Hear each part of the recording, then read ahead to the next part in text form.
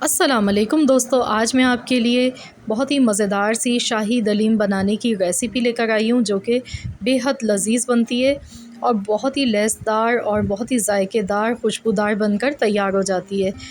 तो इसको बनाने की कुछ टिप्स होती हैं जिनका हमें ख़याल करना होता है, तो आपने इस वीडियो को एंड तक ज़रूर देखना है। कोई भी स्टेप आपने इसका मिस नहीं करना है। तो चलिए हम रेसिपी देख लेते हैं। तो यहाँ पर इसको बनाने के लिए हमने गंदम ली है और ये मैंने यहाँ पर 3 पाव ली है, यानी कि 750 ग्राम हमने यहाँ पर गंदम ले लिए और इसको हम धोकर अच्छी तरह से भिगो देंगे 3 घंटे के लिए। साथ में मैंने यहाँ पर जौ ली है, जौ का दलिया है ये, और ये इजीली आपको मिल जाएगा। इससे हलीम में लेस बहुत अच्छा आता है और ये लाजमी डालें आप। तो मैंने यहाँ पर जौ का दलिया लिया है 1.5 पाव और इसको हम अच्छी तरह साफ़ करेंगे। उसके बाद इसे भी हम भिगो देंगे 3 घंटे के लिए। अगर आपके पास ज़्यादा टाइम है तो आप इसको पूरी रात के लिए भी भिगो कर रख सकते हैं और सुबह में आप तैयार कर सकते हैं हलीम। तो यहाँ पर मैंने कुछ दालें ली हैं, तो मैंने आधा कप ली हैं। चारों दालें एक ही क्वांटिटी में बराबर ली हैं। आधा कप मूंग की दाल है, आधा कप मसूर की दाल, आधा कप चने की दाल, आधा कप माश की दाल। तो इनको भी हम भिगो कर रख देंगे। तो यहाँ पर देखिए मैंने दालों को भी और साथ में मैंने जौ का दलिया और गंदम, ये सारी चीज़ें मैंने धोकर चढ़ा दी हैं इनको भिगोकर। और इसमें पानी में बॉयल आ चुका है। खुले मुंह के बर्तन में इसको मैंने चढ़ाया है, क्योंकि इसे आराम से हम पकाएंगे देर तक हल्की आंच पर, और बीच बीच में हम चम्मच भी चलाते रहेंगे। तो यहाँ पे आप देख सकते हैं थोड़ा सा मैंने ढक्कन खुला रखा है ताकि ये बाहर ना निकले इसका पानी, और हल्की आंच पर इसको हम पकाएंगे। 4 घंटे तकरीबन इसको पकाना है ताकि तमाम अनाज हमने जितने भी डाले हैं वो अच्छे से गल जाएं इसमें। तो यहाँ पर देखिए 4 घंटे इसको हो चुके हैं पकते हुए, और आप देख सकते हैं कितनी अच्छी तरह सारी चीज़ें यहाँ पर गल चुकी हैं। तो इसको पकाने में थोड़ी सी जो मेहनत है ना, वो टाइम की है कि टाइम थोड़ा ज़्यादा लगता है, पर लेकिन बहुत ही मज़े का ये बनकर तैयार होता है इस तरीके से। अब मैंने यहाँ पर आधा कप चावल लिए थे, उनको भी मैं यहाँ पर डाल गई हूँ। मैंने ग्राइंड कर दिया है। चावल को शुरू में नहीं डाला है। अगर चावल शुरू में हम डाल देते हैं तो वो नीचे लगते हैं बहुत जल्दी, तो इसलिए चावल मैंने बाद में ही डाले हैं इसमें। तो इससे ये होता है कि अब ये नीचे नहीं लगेंगे और ये सब अनाज हमारे अच्छे से गल चुके हैं। आधा कप चावल इसमें डाले हैं मैंने। तो अब एक स्पेशल मसाला होता है इस हलीम का, तो वो हम यहाँ पे तैयार करेंगे। तो इस मसाले को हम इस तरीके से तैयार करेंगे। इसमें मैंने 2 चम्मच साबुत धनिया लिया है, 2 चम्मच मैंने ज़ीरा लिया है, जायफल और जवतरी ली है यहाँ पर। यहाँ पे आप देख सकते हैं जवतरी की थोड़ी सी स्टिक्स हैं हमारे पास, और आधा मैंने जायफल का पीस लिया है। बादियान के फूल लिए हैं 3 अदद, ये टूटे हुए हैं, तो ये तकरीबन 3 फूल हैं। लौंग हमने ली हैं आधा चम्मच, और काली मिर्च ली है साबुत, ये मैंने 1.5 चम्मच ली है। बड़ी इलायची है 7 से 8 मैंने बड़ी इलायची ली है, और 10 से 12 छोटी इलायची। दालचीनी की स्टिक्स ले ली हैं थोड़ी सी। तो अब हम इन तमाम मसालों को अच्छे से पीस लेंगे। तो ये हमारा बहुत ही खुशबूदार सा हलीम का मसाला बनके तैयार हो जाएगा। और इस मसाले में जायफल और जवतरी का होना बहुत ज़रूरी है, क्योंकि इससे हलीम में फ़्लेवर बहुत ही अच्छा आता है। तो ये मसाला आपने पीस कर रख लेना है, और इसी मसाले से आप और भी बहुत सारे खानों को अपने बना सकते हैं, उसमें डाल सकते हैं। बहुत ही उम्दा मसाला बनता है ये, इस तरीके से आप बनाकर स्टोर कर सकते हैं। तो यहाँ पर मैंने प्रेशर कुकर लिया है, इसमें मैंने गोश्त डाल दिया है। गोश्त यहाँ पे 2 किलो मैंने लिया है, बड़े बड़े पीसेस लिए। तो हलीम में अगर आपको बड़ा रेशा चाहिए तो आप गोश्त की जो बोटियाँ हैं वो बड़े पीस आप डालें इसमें, तो रेशा बहुत अच्छा बनता है। प्याज डाल गई हूँ 2 दरमियाने साइज़ के। टमाटर डाल दिए हैं 3 मीडियम साइज़ के।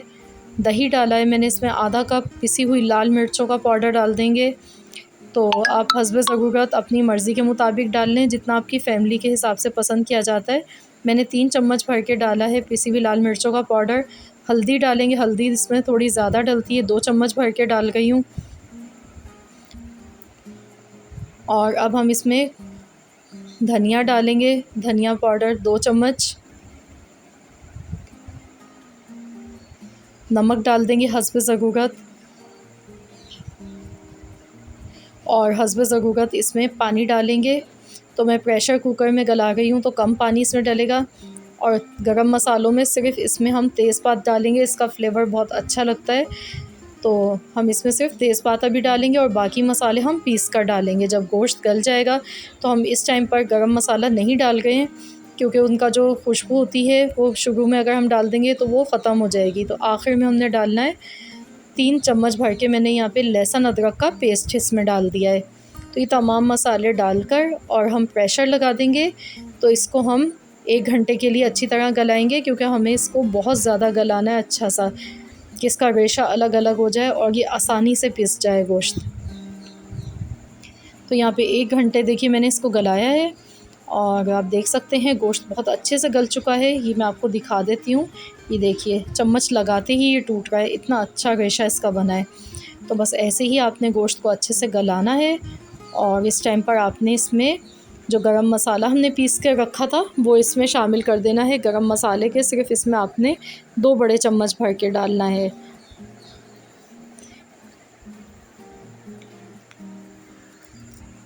तो ये देखिए हमने गोश्त को यहाँ पर चम्मच से पीस लिया है, इसका जो पानी था वो ड्राई हो गया था, तो मैंने इसे चम्मच से ही पीस लिया। आप देख सकते हैं जितनी अच्छी इसकी आप पीस के घोट के इसको तैयार कर लेंगे तो उतना ही आपके हलीम में रेशा बहुत अच्छा इसका बन के आएगा।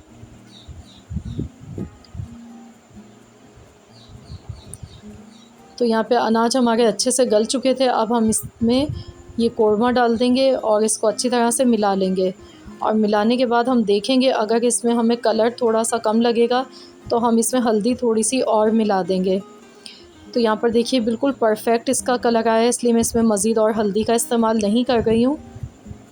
ये देखिए बहुत ही प्यारा सा कलर आया है। अब इसमें हम पिसी हुई हरी मिर्चों का पेस्ट डाल देंगे 2 बड़े चम्मच भर के और नमक डालेंगे, क्योंकि हमने शुरू में इसमें हलीम में नमक नहीं मिलाया था। तो हम इस टाइम पर अब इसमें नमक डालेंगे और टेस्ट कर लेंगे, जितनी ज़रूरत होगी उतना ही नमक इसमें शामिल करेंगे। तो यहाँ पर इसको मिलाने के बाद हमने 15 से 20 मिनट बस इसे मज़ीद पकाना है ऐसे ही। तो चलिए अब हम इसका एक भगार तैयार कर लेते हैं। आधा कप मैंने ऑयल लिया है, 1 बड़े साइज़ की प्याज ली है। प्याज को गोल्डन कलर आने तक फ्राई कर लेंगे।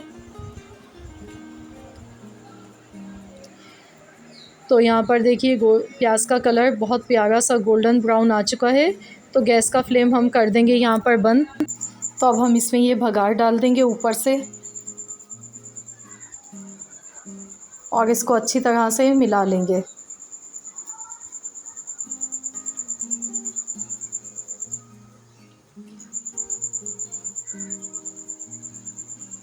तो फ्रेंड्स ये लीजिए हमारी बहुत ही मज़ेदार सी हलीम बनकर तैयार हो चुकी है। आप कलर भी देख सकते हैं कितना इसका खूबसूरत बना है और दिखने में ये बहुत ही यम्मी लग रही है। तो चलिए इसको मैं डिश आउट करके आपको दिखाती हूँ। तो ये देखिए हमने यहाँ पर डिश आउट कर लिया है।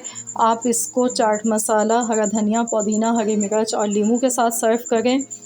बहुत ही उम्दा, बहुत ही मज़ेदार, ज़ायकेदार हमारी ये हलीम बनकर तैयार हुई है। देख सकते हैं आप कितनी ये रेशेदार बनी है। तो आई होप कि आप सबको आज की ये रेसिपी ज़रूर पसंद आई होगी। तो ज़रूर ट्राई कीजिएगा और कमेंट्स बॉक्स में मुझे ज़रूर आपने बताना है कैसी लगी आपको आज की रेसिपी। तो फ्रेंड्स मिलते हैं इंशाअल्लाह ताला बहुत जल्द एक और न्यू रेसिपी के साथ। तो जब तक के लिए अल्लाह हाफ़िज़।